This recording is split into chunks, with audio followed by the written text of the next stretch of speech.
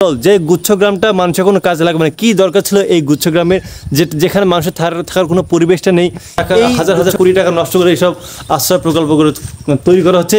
জনগণকে শুধুমাত্র বোকা, এগুলো বোকার স্বর্গে আমরা বসবাস করছি। এগুলো কি রাস্তা একটা অবস্থা, এই যে দেখেন একটু বৃষ্টিপাত কাদা, ভাই এটা কোনো রাস্তা? এটা কোনো চলাফেরার কোনো রাস্তা? একটা অজপাড়াকে তৈরি করছে আশ্রয় প্রকল্প, এখানে মানুষের বসবাসের কোনো কোনো ক্যাপাবিলিটি না, এখানে পশুও থাকতে পারবে না ঠিক মতো। দর্শক মণ্ডলী, আমার পিছে যে বাড়িগুলো দেখতে পাচ্ছেন এগুলো এক একটা গুচ্ছগ্রামের বাড়ি। এখন সবচেয়ে দুর্ভাগ্যের বিষয়টা হচ্ছে যে এই গুচ্ছগ্রামে থাকে আশ্রয়হীন মানুষ, কিন্তু এখানে এই বাড়িগুলোতে কোনো মানুষ থাকে না। কেন জানেন? কারণ একটা বাড়িতে থাকার জন্য একটা মানুষের যে পরিস্থিতি দরকার, এই জায়গাগুলোতে কোনো কিছু নেই। দেখে মনে হচ্ছে যে বাড়িগুলো অনেক সুন্দর, কিন্তু আসলে না, শুধু উপরে ফিটফাট, ভেতর সদরঘাটের মতো অবস্থা। এই যে রুমগুলোতে দেখতে পাচ্ছেন, এগুলো কোনো রুমে একটাও ফ্যান নেই। এই যে গরমের মধ্যে যে রুমে ফ্যান নেই, বিদ্যুতের লাইন ঠিক মতো দেওয়া নেই, কীভাবে তারা থাকবে? এই যে দেখতে পাচ্ছেন রাস্তা কিন্তু একদম ওই গাছগুলো যেখানে, ওখানে হচ্ছে রাস্তা, এবং ওই রাস্তা দিয়ে যখন এই জায়গায় যখন আসবে, চিকন একটা রাস্তা। আচ্ছা আপনি বলুন তো, এখানে তো মানুষ তো থাকবে নাকি?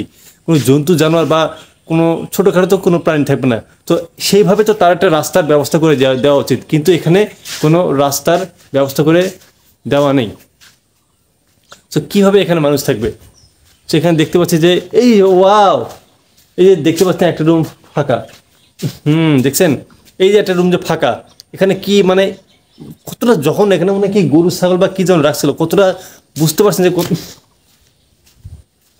এটা দুর্গন্ধ ছড়াচ্ছে। সো আপনারা বুঝতে পারছেন এই যে সরকারের টাকা পয়সা এইভাবে লুটপাট করে খাওয়া মাধ্যমে কি একটা অবস্থার মধ্যে তৈরি হয়ে গেছে। এই যে দেখুন এই জায়গাটা, এটা কিন্তু পুরোটা কিন্তু একটা জমি, একটা নিচু এলাকায়, এবং এখানে মানুষ আবাদি করে, এগুলো সব আবাদি জমি, কিন্তু এই আবাদি জমির পাশে এই গুচ্ছগ্রামটা রাখছে। আচ্ছা, যে গুচ্ছগ্রামটা অচল, যে গুচ্ছগ্রামটা মানুষের কোনো কাজে লাগবে না, কি দরকার ছিল এই গুচ্ছগ্রামের যেখানে মানুষের থাকার কোনো পরিবেশটা নেই? এই গুচ্ছগ্রামটা যে না করে এই জমিতে যদি আবাদ করা হতো, খুব কি খারাপ হতো। তাহলে এই মানুষকে দেখানোর জন্য, মানুষকে এই ফাঁকা বলি দেখানোর কি দরকার ছিল ভাই? এটা আমি বুঝি না। এই যে এতগুলো জায়গা নষ্ট না করে যদি এখানে আবাদ পানি করা হতো, দেশের জনগণের কতটা উপকার হতো। এটা শুধু একটা জায়গাকে দেখাচ্ছে না, পুরো বাংলাদেশে আপনি দেখুন কত এলাকা আছে এই শত শত একর জমি নষ্ট করে এই নাটক করে, এইসব আশ্রয় প্রকল্প করে দেশের জনগণকে মূল্য দেখানো হচ্ছে। এটার কবে ঠিক হবে আপনি বলেন? এই যে কি দরকার, কি একটা অবস্থা, মানুষেরা কতটা অধর্ম, যেখানে সেখানে ইয়ে করে।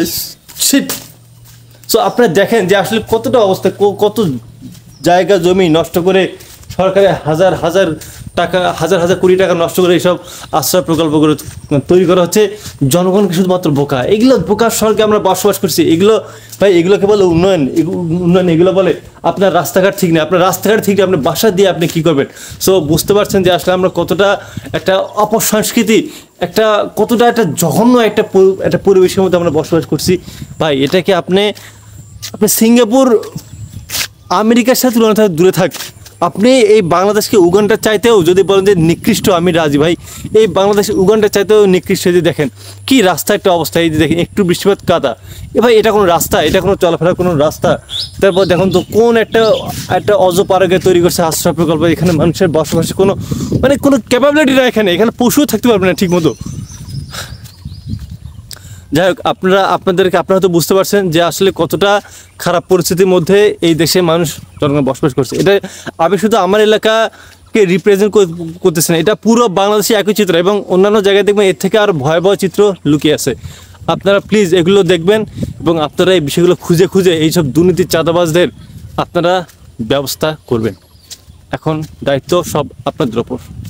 ভালো থাকবেন।